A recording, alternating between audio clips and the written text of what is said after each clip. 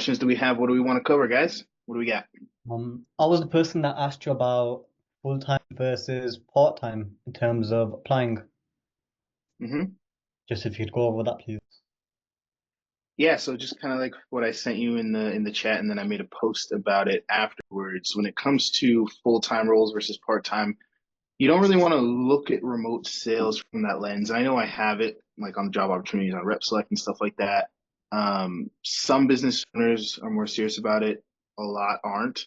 At the end of the day, the main thing the business owner is looking for is with what I provide to this person, do they have a good ROI? For example, if I'm running an ad funnel and it costs me $200 per booked call, if I give you, two calls, I just spent $400.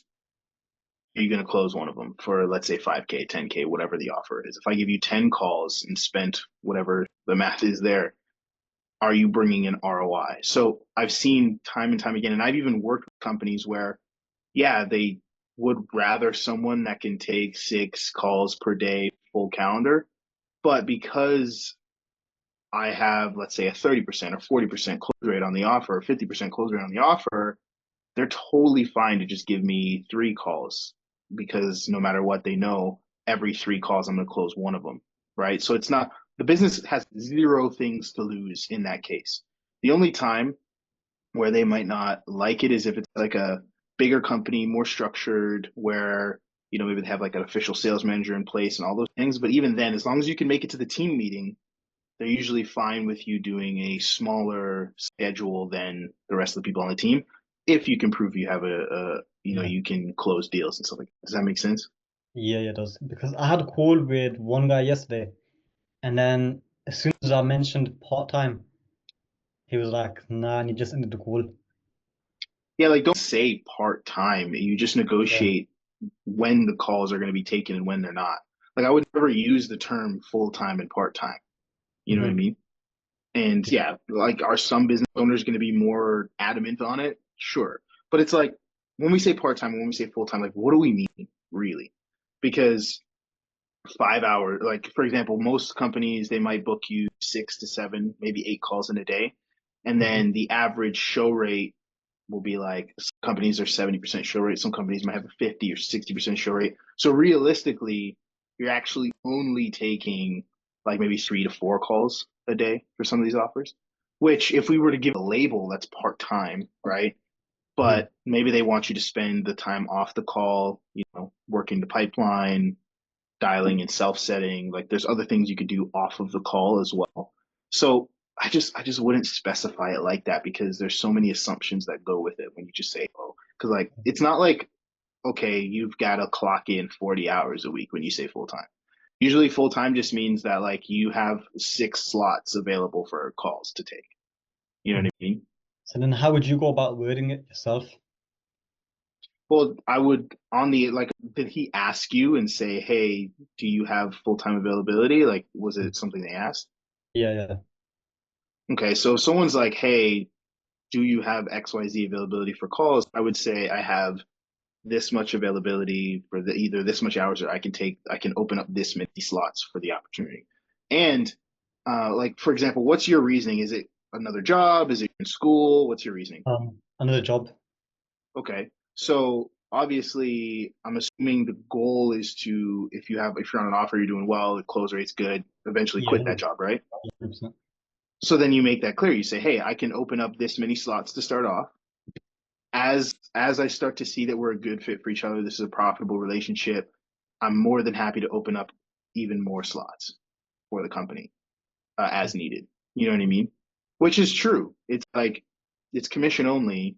You don't need to quit your day job that's full time, probably paying you hourly. Like you can allot three hours a day in terms of slots, and then I mean, you guys are both trialing each other. If you're closing deals, close rates high, cash collected high, you're doing well, then maybe you hmm quit your job and you open up another 3 slots. Now you have 6. Like, you know what I mean? Yeah. You could just you just negotiate these things. You know what I mean? hmm Yeah, Cool. got it. Thank you. Is it no problem? Alexander, you had a question? Yes, sir. What's up? Um, Nice connecting. By the way, because I was messaging you today, asking you a bunch of questions. So appreciate your feedback, bro. No Um, problem. my question is, so I'm new. I'm very new to sales, to remote sales, and I want to start with a company, but I guess my fear now is that if I find something, I don't r- like really have experience in sales. So how do you balance practicing sales and learning the skill and actually finding something to start with? Because my problem now is like I have no confidence. So I'm like, how do I get started? Because I'm not somebody who actually has that much skill in sales. So Mhm. I guess my question is, do you think I should practice like without like a job, or do you think I should just find a company, let it know to them that like I'm new, not experienced? Like how do you go about just getting started in sales, I Well, guess? I'll say there's no one right way to do Yeah. it. But what I will say is if you're going to apply for a company, you definitely want to have some kind of confidence in what you're doing, right? So you want to be confident in some way. And that can come from, doing role plays is probably the easiest way to start to build up your confidence level. Mm-hmm. Um, so yeah, I mean, if I were you, if I was like not confident, didn't have any experience, I would do a couple role plays. I would listen to a lot of calls.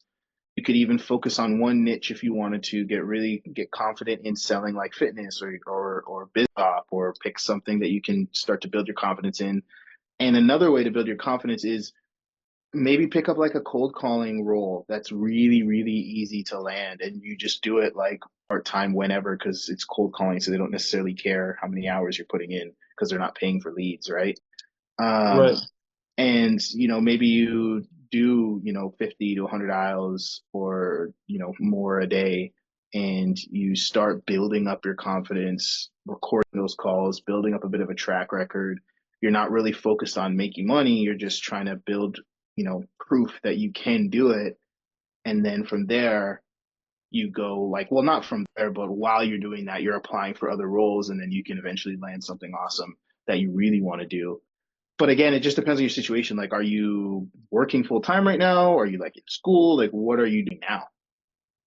Yeah. So I had a job. I had a full-time job at CRA Hmm. um, as an auditor, and then I took a leave right now, so I don't have a job right now. I actually bought uh, a sales program, Hmm. sales academy. What's his name? Connor Healy is the guy that runs it. I don't know if you know him, but he's like a sales guy. So I'm just going through that, and he mentions like reaching out to people, networking, and stuff like that to find a job. But I'm Hmm. just like thinking, I'm just kind of like in a place where I guess I'm just like nervous if I did find something, an opportunity, that I wouldn't use it properly just because I'm like I don't really know what to do. Well, let me ask you this. Let me ask you this. What position are you trying to land? Are you trying to become a closer? Are you trying to become an appointment setter? What position are you going for? Setter at first, just to get in, I guess, and then Okay, so you want to closer. be an appointment setter. Yeah, appointment setter at first. Yeah. Okay, do you know the basic structure of how an appointment setter call goes? To be honest, not really. I haven't got to that phase yet to learn that. Okay. Yeah. Well, so I mean, that's really like that's all you got to do before you start maybe applying for roles. It's like Yeah. understand, like if I said, okay, Alexander, I want to hire you for an appointment setter role, let's do a role play. I want you to mock sell me X product, or not sell me, but mock set appointment for X product. Could Mhm. you jump on and be like, all right, this is how I go about my setting calls? If not, gain that confidence, and then you can start applying for roles. Like you don't have to overcomplicate it at all. Because no matter Yeah. what, every company is going to have their own script, their own way of doing things that they're going to have you fall in line to, anyways. But Yeah. you should have the base. Like, I know I'm an appointment setter. I know I'm going to get on a call. I'm going to, depending on the context of the lead, if it's an opt in lead, which means responded to an ad and gave their phone number, I'm going to kick it off by, confirming that they remember opting in. Then I'm going to see what they were trying to get from the opt-in, like what they were looking for help with, identify the problem, identify the goals, identify their timeline, and then I'm going to pitch the meeting and go from there. Like if you know, okay, that's just the base structure, you practice that, you can do that, and you can kind of plug that into any type of niche. Cool.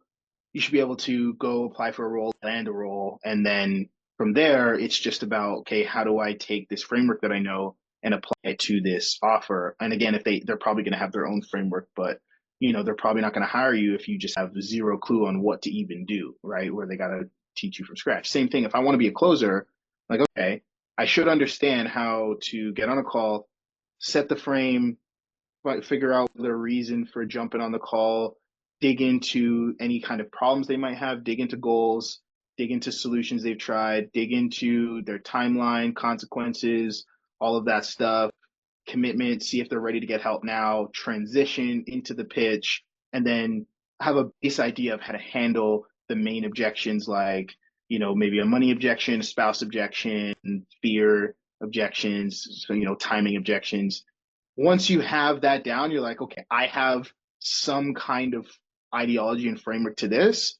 Cool, let me go apply for a role. Once I land a role, that business is going to have their own ideology. They're going to have their own ways to handle this and handle that. Cool. I'm going to, if it ain't broke, don't fix it. If they've got people on the team that are closing well and doing well, I'm going to fall in line with what they're saying to do. But you should have an understanding of how to pretty much sell any offer. The only thing that'll change from offer to offer is the way in which you pitch. You know what I mean?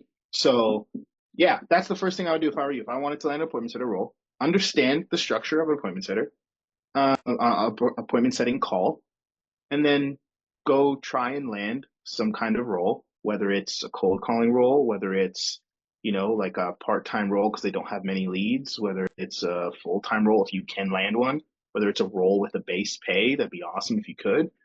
Does that make sense? Mm-hmm. Absolutely. Thank you, brother. Right? Just don't overthink it. You just need to understand the formula, the base formula. And the rest is all gonna be like, especially as an appointment setter, it's like you can start off high volume, and then the skill's just gonna come over time. It's gonna come over time. Yeah, makes sense, man. Appreciate it. I guess I'm just kind of like nervous now because I've been in the same thing, same industry for like 7 years. Like I'm not that young, so just like making that switch to something that I have no Oh, skill. for sure. I have to start, at the bottom kind of. So just gotta get. Everyone starts off with no skill. You know what I mean? It's like the only way to get it is to go out and get beat up. You know what I mean? Just don't hedge. I mean, I don't know if you live on your own, you pay rent or anything like that. It's like, don't put yourself in a bad financial situation. But like, if you're not paying rent or bills or anything, like a lot of bills or something like that, or if you are, then kind of try to find something part-time until you have proof of concept. But yeah, find something where you can just go get beat up on for a few months, learn the skill set, see if you even like it in the first place. You know what I mean? See if you'd enjoy doing sales before you throw all your eggs in the basket, and then you can really go all in. Does that make sense? Mm-hmm. Thank you, bro. Appreciate it. No problem. Daniel, you had your hand up for a while there, man. Hey, Ty. What's up? Yeah, good. Yeah, so I got some question about the previous company that I left. That was something that I would basically saw myself growing there. I was like on track to hitting 6 figures plus. And then for some stupid mistake, it was my first month. There were so many offers, and I cross-sold. I thought they were business partners. They basically fired me for that small mistake. And I just feel like, like it's really dumb, like to just fire me when I would have become one of the top producers there. I mean, I can follow up. I was thinking, should I follow up on them? Should I just leave it, move on to the next company, or because I would see potential to earn 20 to 30K eventually in commissions a month with that role. It was pretty high level role, potentially. When you say you cross sold, are you saying like you sold like the wrong offer on a call? Well, it was very a lot of I never had a role where I had to sell like there was like literally like 10 offers I was selling. Like for that, from for under that one company, or you were working with multiple companies? under Under that that one same, company. but they Okay. were a company that was like partnered with a ton of other companies. So they were like Oh, so a was it a sales agency? kind of, they were partnered with like supplements left and right, like lots of supplement companies. And then I Mm-hmm. was selling weight loss as well, coaching. Mm-hmm. So I thought they were all business partners, you know. So I sold like one supplement for weight loss, another one for like joints, stuff like that. Oh, so you Uh, started selling. Okay.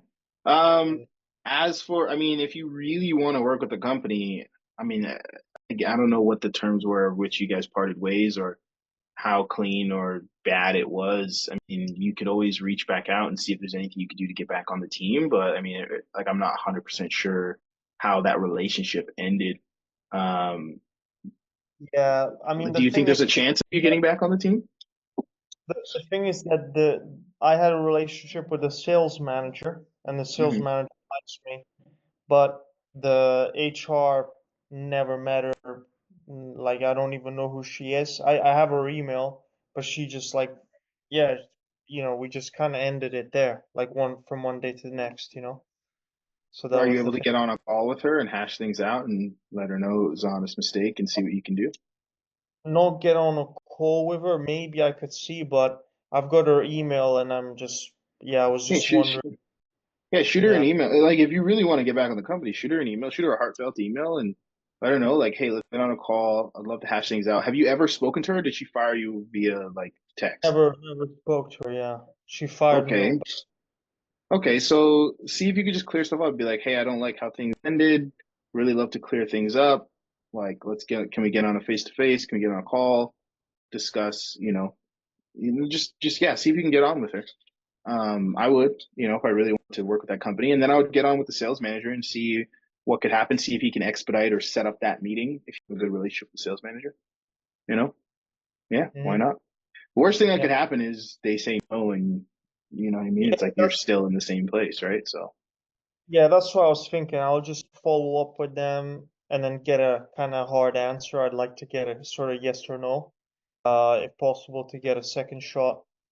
Um, because basically the sales manager, he hooked me. I asked him like, "Do you know of anyone?" He referred me to another company, and then in this company, it's much smaller, so I'm not sure how to go about it because I don't know whether I can even make enough with this, even like the survival, because this I'm the first closer in this company, you know.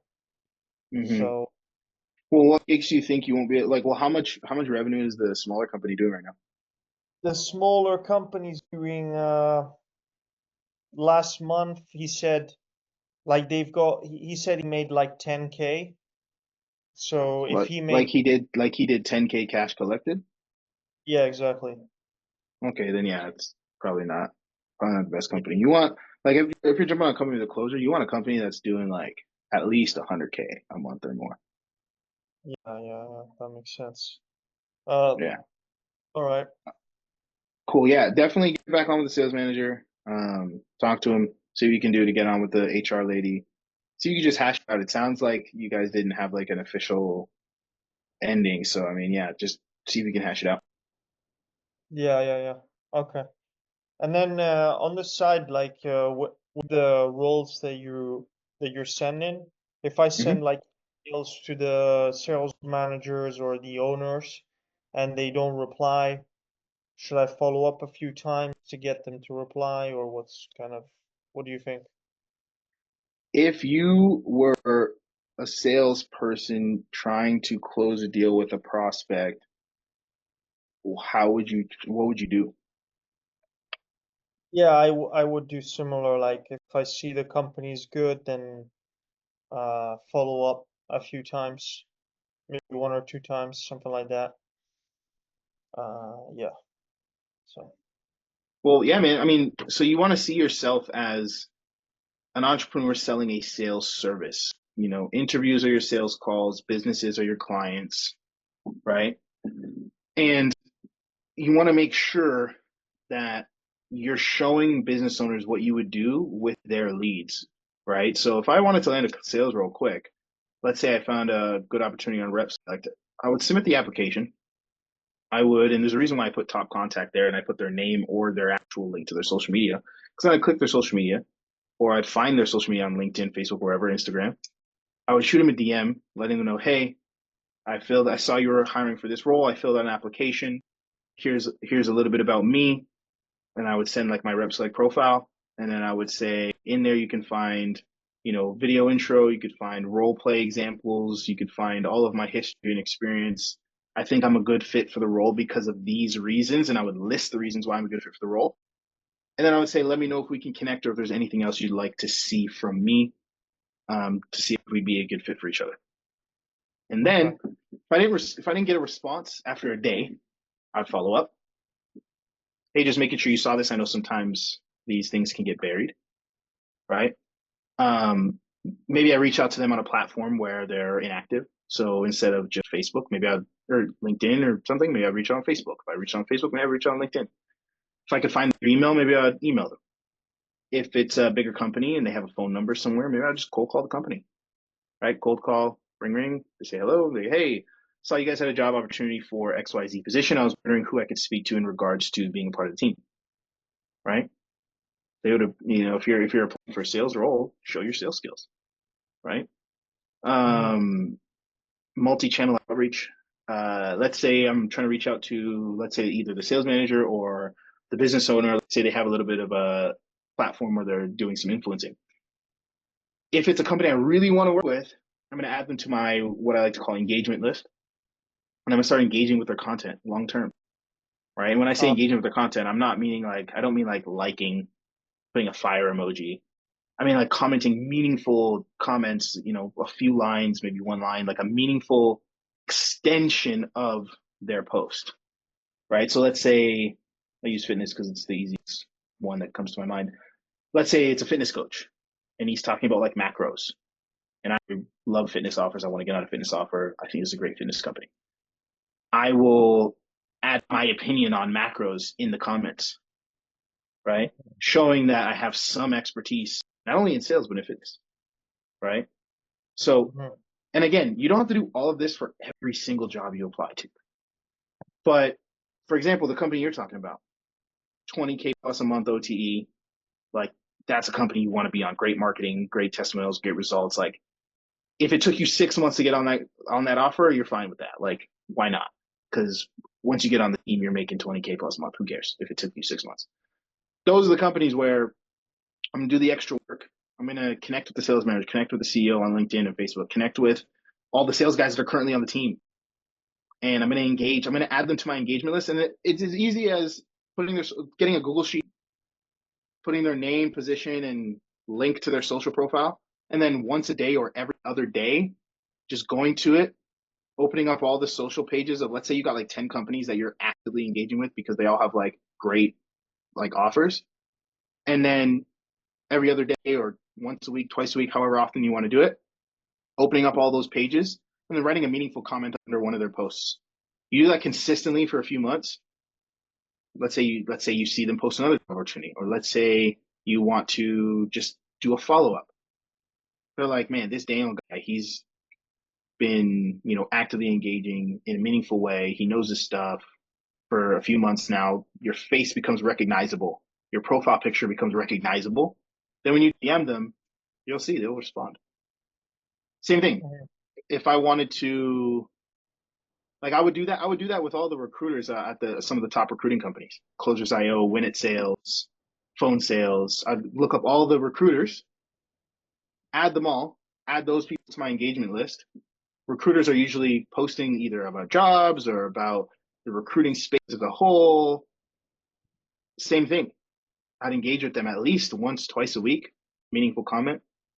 Then when I see the recruiter post a job that I really want, DM that recruiter, right? Follow the instructions in whatever they put on the post. You're recognizable. They will feel obligated to respond to you. It'll be a lot easier to get in the door. Does that make sense? Yeah, that makes sense. Yeah. Yeah. Not only are you using the strategies to get the offer quickly, but these are things that, like, let's say you're on an offer. Like when I land an offer, I'm going to keep that engagement list going. Right. Because guess what? If something happens with that offer, I'm just gonna go hit up one of the people on my engagement list, and they're like, "Oh yeah, I recognize that guy. I'll give him a shot. You know what? He's been actively engaging with me. Let me, bro. Even with me, like when people like when I have someone that's like always commenting on like my YouTube video or my Instagram reels or something, and they're just like always engaging. When they DM me, it's like I feel like I have to respond because it's Right. like I feel like a dick if I just ignore them. You know, it's like yeah, I gotta respond to this. This guy's been like loyal. I gotta respond to them. You know, does that Right. make sense?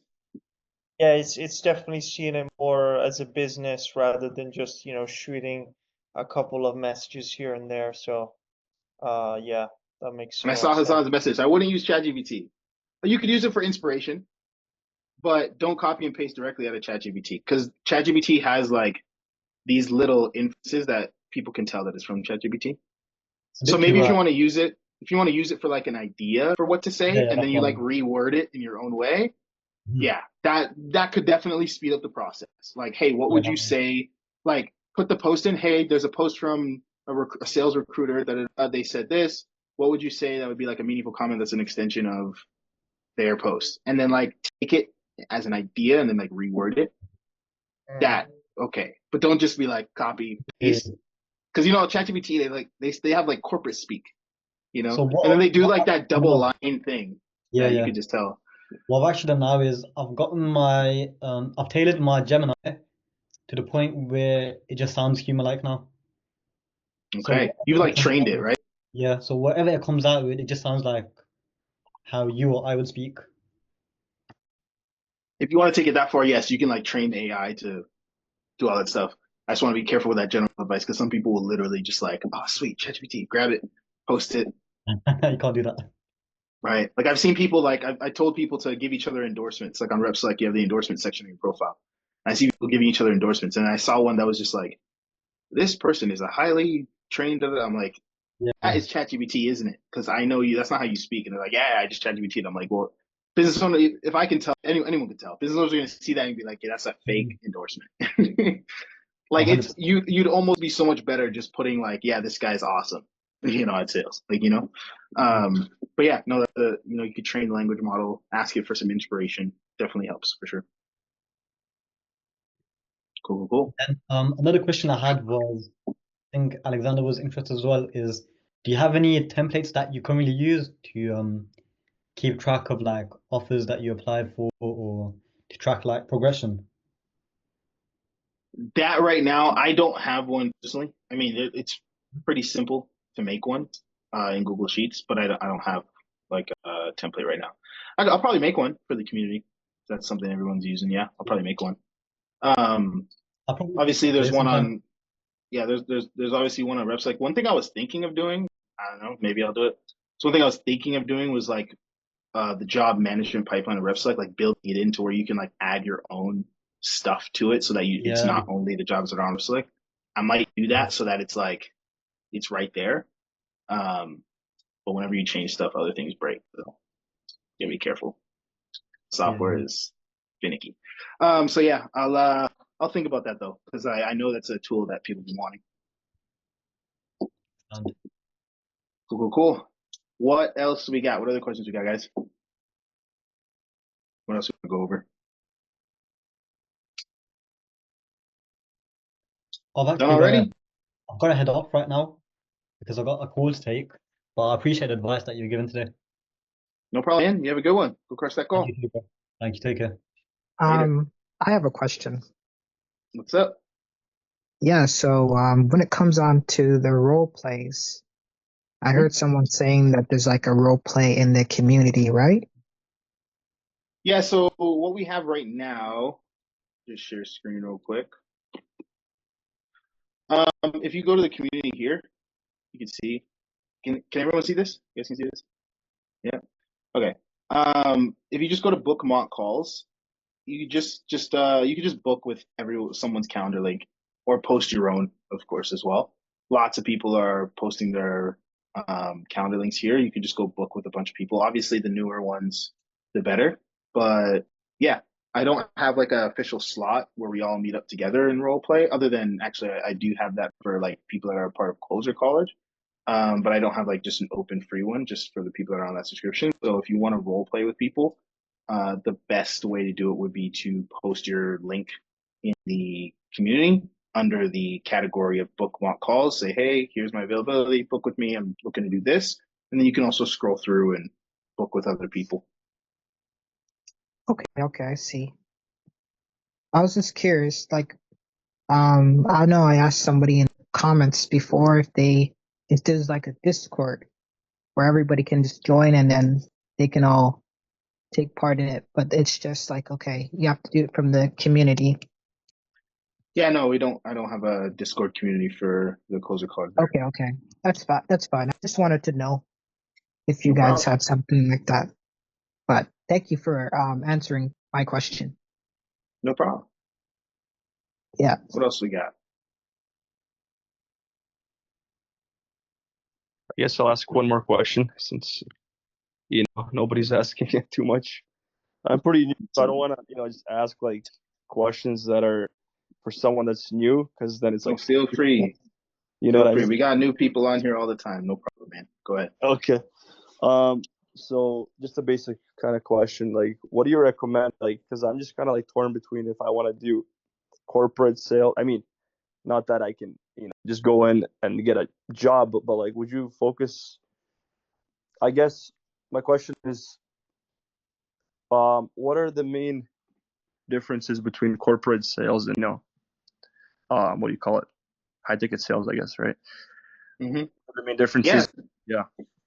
Yeah, some people would probably do better and be happier doing more corporate kind of like SDR account executive role. Yeah. So I would say the main differences between the two would be with remote sales, remote hunting, closing in the info product space and stuff like that. There's a little bit more control. And now it all comes down to the company that you're working with, right? But there's a Yeah. little bit more control and room to negotiate, right? So you can negotiate hours a little bit more like part-time and stuff like that. You For corporate, can or for for like high remote sales, high info ticket? product space, high ticket sales kind of thing. Okay. Okay.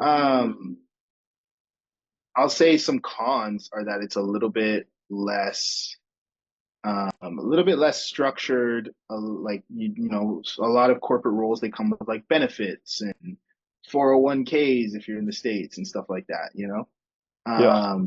Whereas in this, you're self-employed, with high ticket sales, you're self-employed, you're, paying taxes yourself, all of that stuff.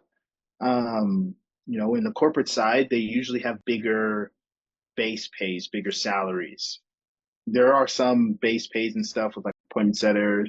Rare to have closers with base pays, but I have seen it for a good amount of roles in the high ticket sales space. But with corporate, there's more like 50K, 80K, 100K salaries plus commission. Now, sales cycles in the corporate world are a lot longer because a lot of these you're selling like big software deals, maybe like a couple 100K or even smaller, but it's just like longer sales cycles, not as much one call closes. Maybe you're speaking to one person and then they got to go run it by their whole corporate team. And then they got to go run it by this person, that person, and they come back to you in like 3 months. So it's like if you're looking for that, I'm closing a deal every week, PIF, that like you're probably not going to get that in corporate sales. But it does have the chill, like, hey, at least I have a 80K salary to fall back on, right? Yeah. So it really just depends on what you want, what you're looking for. In high ticket sales, it's like I could take one gig on, I'm closing deals consistently every week, and then I'm doing this other thing I'm building my business on the side, or maybe I'm running two offers at once, or maybe I'm just all in on this one offer, and I'm working here and I'm enjoying it. Some offers don't last as long in the high ticket sales space as well. Some offers only last like a year or 2 years. Depends on the company that you go with. You want to make sure that you pick a really good company if you're planning on long term with that company. There's not necessarily like a better or worse, It just kind of depends on what you want. And also remember that every company kind of has their own thing. So even though I'm listing like pros and cons, they're not like hard rules that like every high ticket offer is like this and every corporate sales company is like this, right? Because Yeah. it just like every company as the CEO, you kind of do what you want to a certain extent with how you run things and how you run the team, everything like that. Yeah. So yeah, what is it that you're looking for in particular? I'm not even sure, man, because I know corporate sales, you gotta be more like formal and I guess more like careful the way you speak, I guess, because it's not like you're selling to, you know, people that are, I don't know, more like Well, you're selling to other corporate businesses for a lot of it, right? Like there's yeah. not many like SDR account executive roles that are like B2C, for example. Most Yeah. of them are you're speaking B2B, yeah. to CFOs, CMOs, you're trying Yeah. to reach out, you're doing a lot of cold outreach for a Mm-hmm. lot of those roles, but Yeah. cold outreach with a sizable base pay, Yeah. which Yeah. it's Yeah. like, okay, cool. High ticket sales role, you might have a lot of more inbound leads and stuff like that. That stuff's kind of taken care of for you, but it's commission only, Yeah. right? And if you don't perform, like, you know what I mean? So yeah, it comes down to what you want. For people that are like, and this is what I suggest for some people, for let's say you're like, I got a full-time job, I'm making good money, covers the bills, all that. I want to make more. So maybe that's why I'm getting into high ticket sales. Sometimes corporate is a good transition into that to gain, like you said, how you didn't have much confidence. Maybe landing like I don't know how much money you make or how much you need to make, but maybe landing like an SDR role with like a 30K base plus commission where you can make $40,000, $50,000 a year, $60,000 a year. You have like a sizable base with you, like maybe that could be a good transition where you're like, okay, I'm getting good at cold outreach, I'm getting good at sales in general. Now I have the confidence to go step out into a high ticket sales role. Or if you find that you like that avenue, you just stay there. Like for people that have maybe bigger salary jobs and they're trying to get into remote sales, corporate is a pretty good transitionary kind of period. Or if they just want to do corporate as well, that's another option. So yeah, man, there's no right or wrong answer here. There's no like corporate sales sucks or high tech sales sucks. It's just like Yeah. what's the lifestyle you're looking for?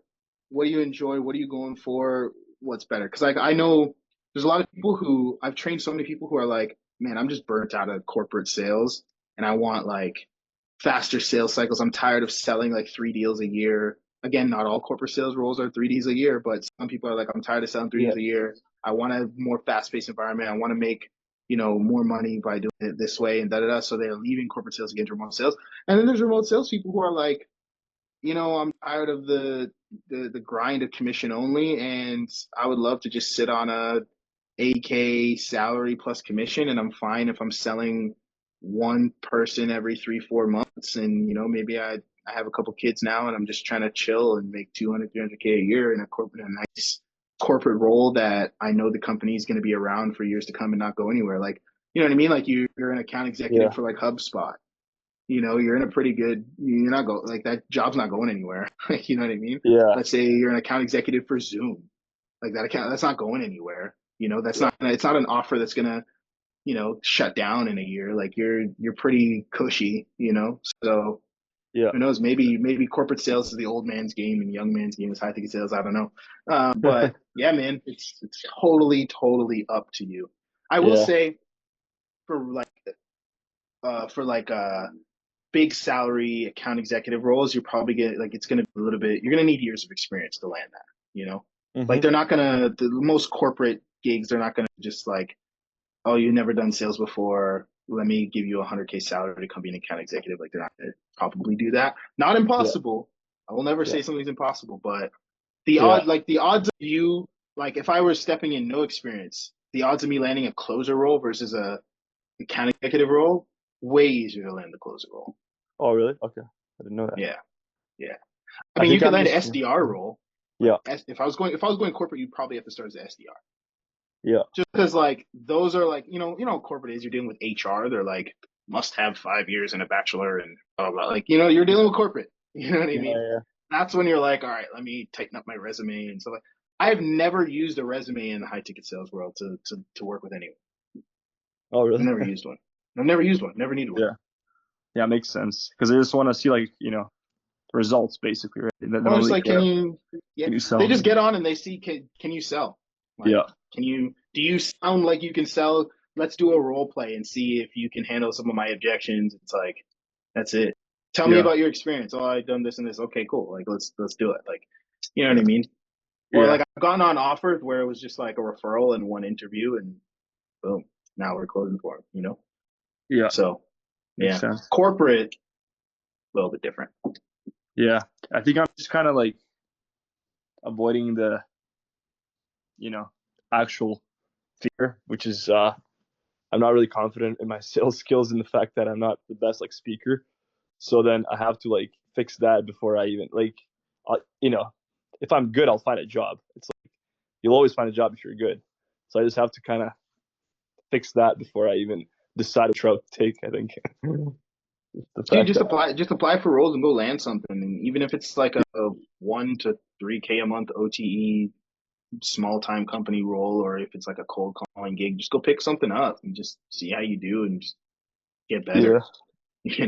Bring your calls to these calls and let's review them and give you feedback and improve. And yeah, like we all sucked at the beginning, right? yeah. Just, I'm an it is what it is. We're accountant too, getting on so that. accountants are kind of known to not be the best like speakers. So I have to kind of forget about the fact that I was doing accounting for so long. Because accounting, it's like the standard is like, oh, you just do accounting, so you're not the most social person. But I Well, got I mean, the mindset. thing is, like, use what you have. Go get an accounting offer. There's lots of coaching offers for like financial literacy, accounting. Oh, really? Like, Okay. yeah, dude. I mean, we had someone on Rep Select or a while ago where he helps accountants scale. Like, Okay. he does the marketing for accountants and helps them get more clients for their own private accounting firm. Like, dude, use the experience you have. Like, accounting. So even if you don't have the sales skills, you can talk accounting. Yeah. You know what I'm saying? So like take that, use that, and like I know there's people with like financial literacy, and you can literally be on sales calls. Okay, listen, I used to be an accountant, so trust me when I say this. Like you can use what you have. Yeah. Exactly. Yeah, that's true, man. You're a smart guy. You just gave me all these like, different angles. I'm kind of thinking out of fear right now, so I just have to kind of realize what I have, like which skills that I have right Yeah, now. like you don't gotta Get go a job. get like a overcoming alcohol addiction gig where you're like, I have no idea what the heck I'm talking about, but let me try and sell you this thing. It's like Yeah. just take the life experience you do have. It's like, hey, I've been in the gym for years. I'm in pretty good shape. I know about macros. Let me go close for a fitness offer. I used to be an accountant, so let me go find like, bro, there's financial offers where they help people with budgeting. I know like 3 people that do that. There's accounting offers where they help accountants scale their practices. There's funding offers where they help businesses secure funding. Like there's so many finance offers that you could just go get. Like, you know what Yeah. I mean? And I you gotta can look into use that. the fact that use the fact that you were an accountant to the benefit of your resume. It's like these offers too, they would love like a finance offer that has to do with accounting. They would love to hire an accountant that can also sell.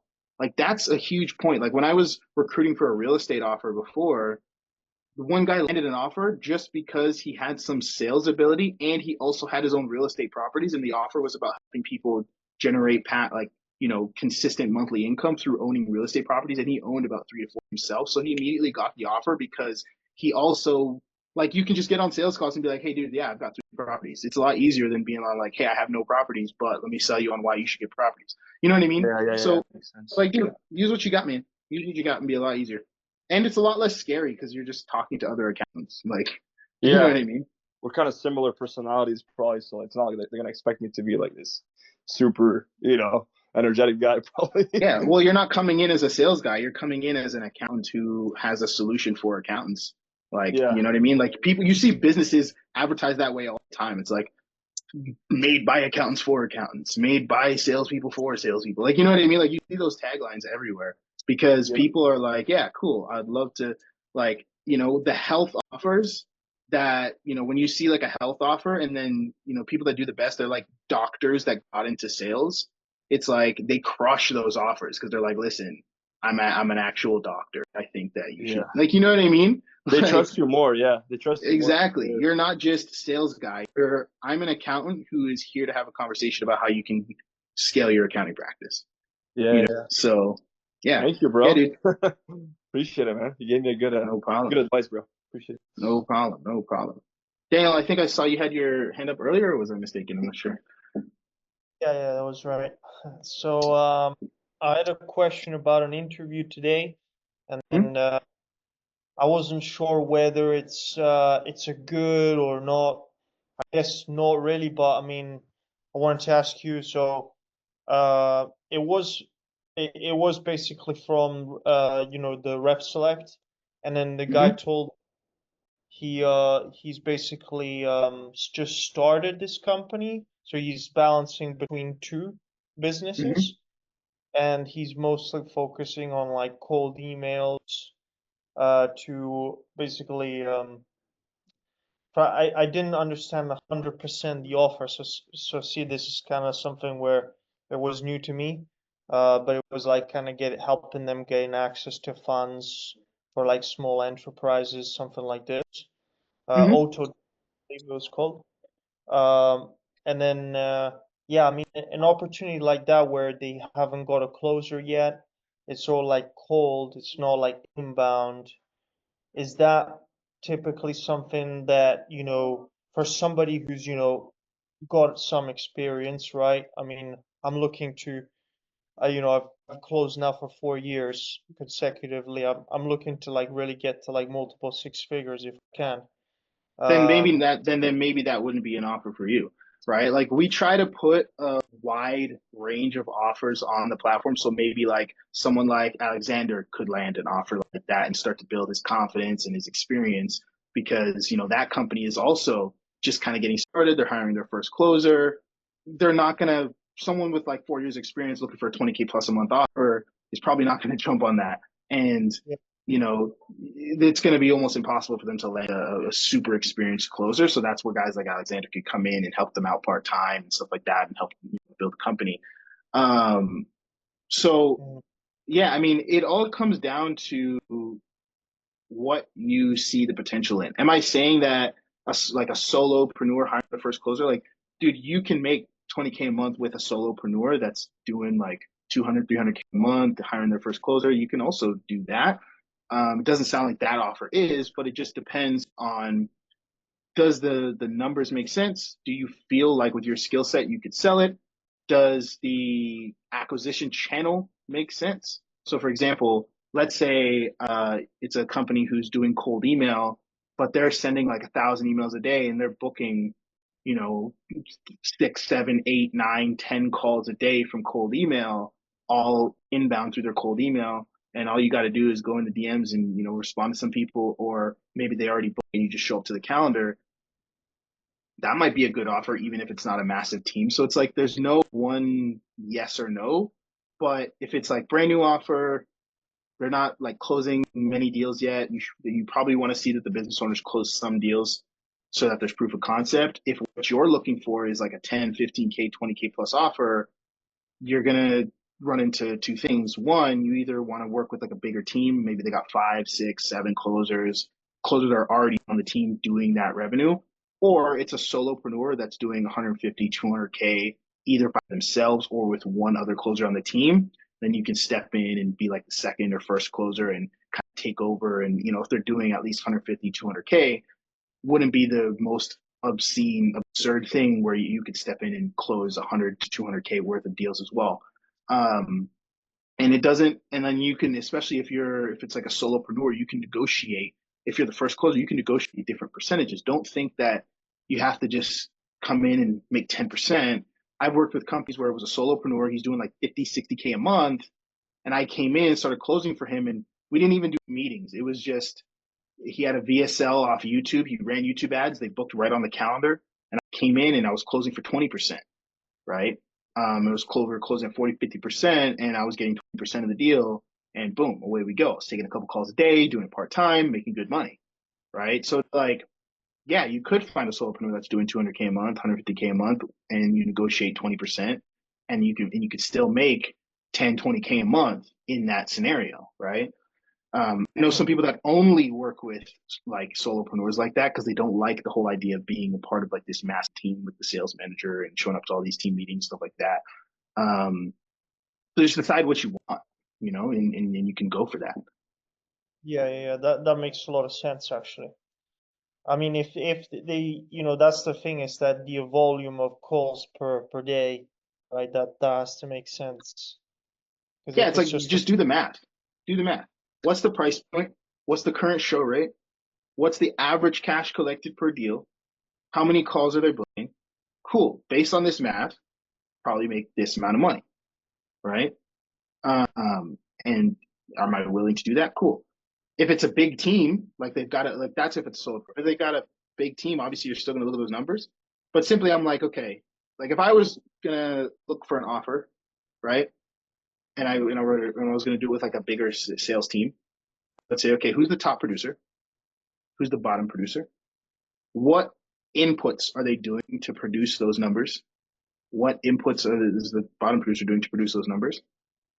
And see if I'm willing to fall in line with those inputs. So, for example, I knew a guy who's making 25K a month as a closer on an offer, but he was also taking 11 to 12 calls every single day, 6 days a week. I'm not down for that. So, you know what I mean? It's like, even if I wanted to make 20K a month, that's not the offer I'm going to necessarily do. Now, does that mean I would have to do that to make 20K a month? Maybe, maybe not. Maybe come in a little bit higher close rate, a little more cash collected. But you just start to look at those things and it helps you make your decision, right? A lot of people, what they do is they see the OTE on the job post and they just make the decision from there. It's like, do a little bit more digging. I've seen companies where they advertise a 5K OTE, but because of skill set, you come in, make it 8 over there, you know? Yeah. I've seen offers where guys are, the top performers making 15 when the rest of the team's making 8, just because maybe he's doing things a little bit differently. So there's so many different factors. Just do the math, see what makes sense math wise, then you can make your decision from there. If you see a lot of potential in a company, maybe it's okay to work with a smaller company.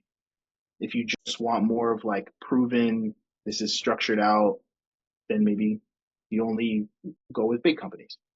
But invest all of your time in targeting them, because you can, 4 years experience, you should have a good amount of stuff on your plate, track record to go and target some bigger companies and get some interviews, right? Yeah. So then your thing would not be to like, your focus shouldn't be to like spray and pray, right?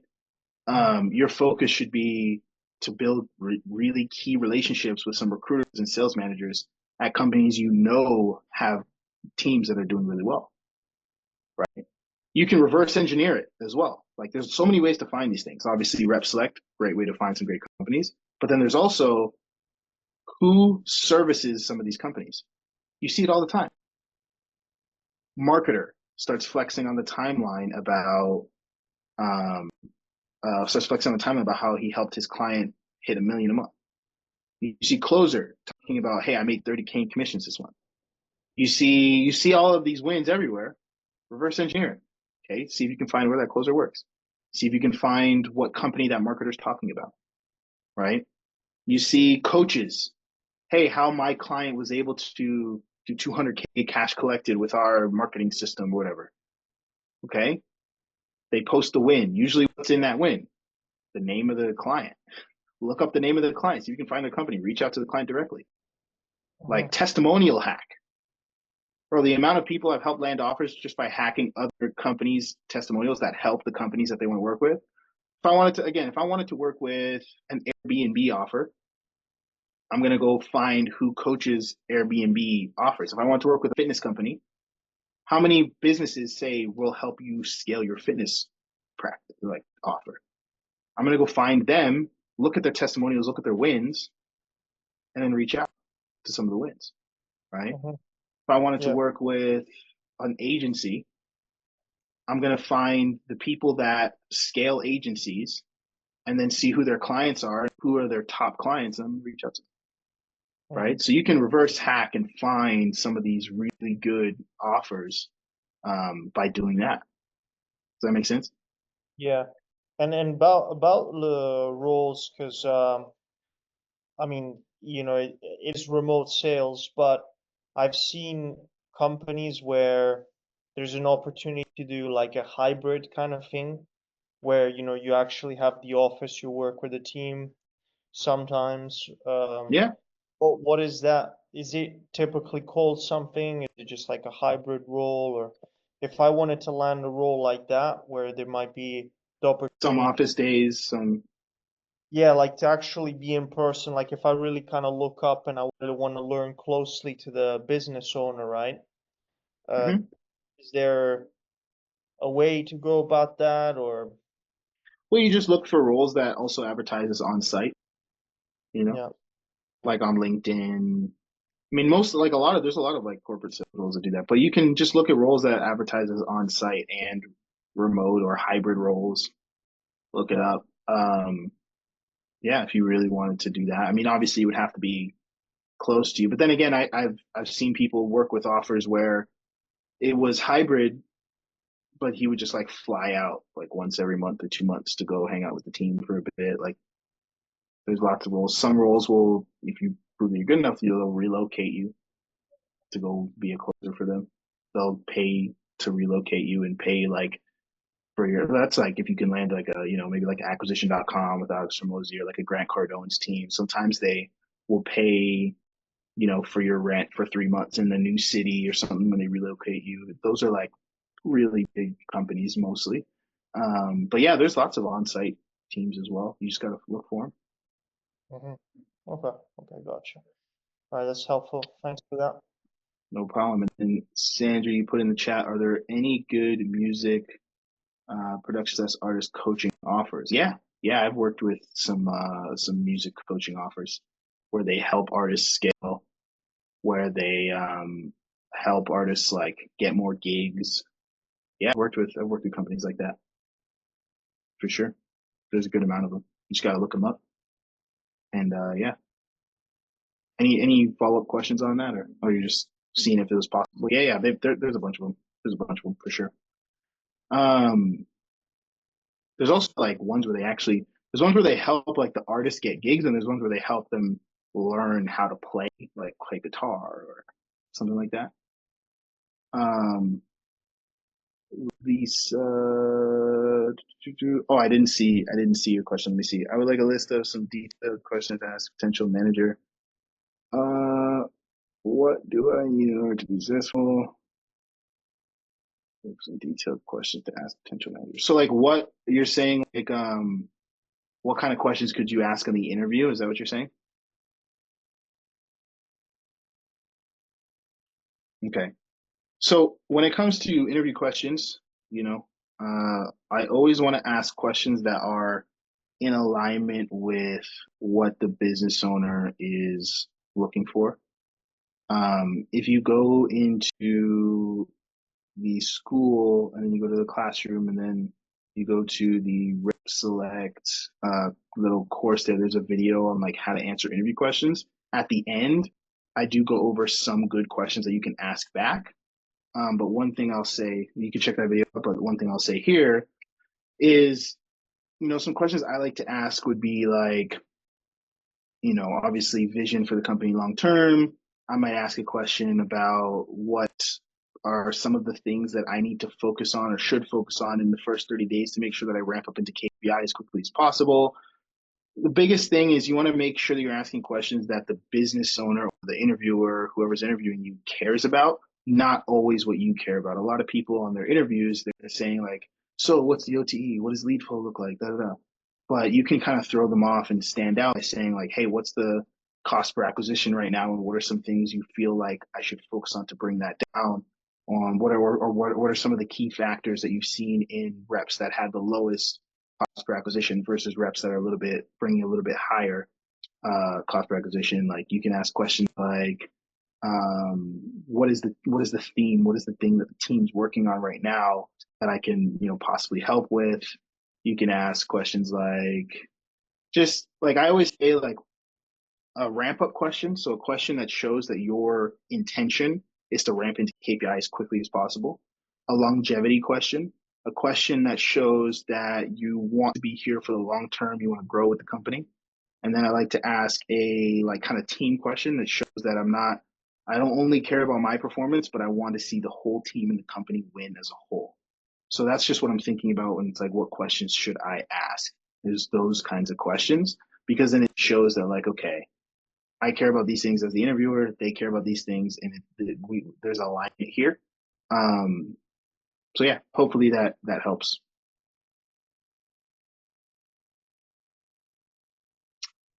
Joseph, what's up? What's going on, Ty? My question is, what sort of things should you make sure to track or take screenshots of, as far as to leverage your current offer to prepare for future offers? Because I know I made that mistake in my the last company that I worked with. I didn't really track my numbers, so I didn't really have that many. So yeah, what sort of things should you be taking screenshots of as a appointment setter? Everything. So wins, of course. And when I say wins, I mean like usually when there's like a team chat, you might get a sale, you get a good set, people start to like jump in and cheer you on. Like, Carlos might post, hey, just close the pay in full. And then Joseph, you and Daniel are like, oh, great job, Carlos, whatever. Like I'd screenshot that. And that's like going into my portfolio. That's going into like my wins kind of folder, right?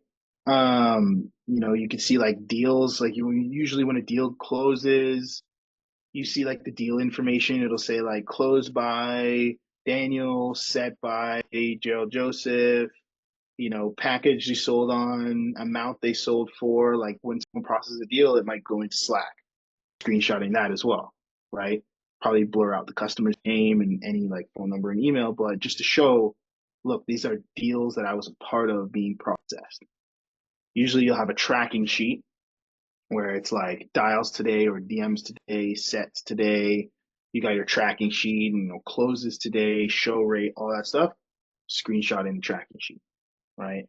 If you'd like as well, once you start making some good money, pictures of your commission checks, right? Because let's say you're making 5, 6, 7K or more a month. If you can show, hey, here's proof of this company paying me this amount, it's obviously proof that like they wouldn't have paid you that if you didn't generate that for the business. It's anything that proves that you sold deals, that you were paid for those deals, everything. Does that make sense? Yeah, awesome. And obviously recordings of you said it, like take recordings of you actually setting call recordings and like clip them out. Keep as many of them as possible. Every time you made a set, every time you overcame an objection, all that stuff, keep that. Next question. As far as I'm looking to shop for a good headset, are any recommendations like best headsets for under $50? Or I'll probably get a more expensive one after, but first headset, any recommendations? I don't have like a specific recommendation, especially under $50. I mean, I haven't bought too many different headsets. Yeah, don't overthink it. If you're planning on being a closer in the future, I've seen people do it, but I personally hate the whole like headset and then mic thing that's like together in one. I don't know, it just feels like a call center.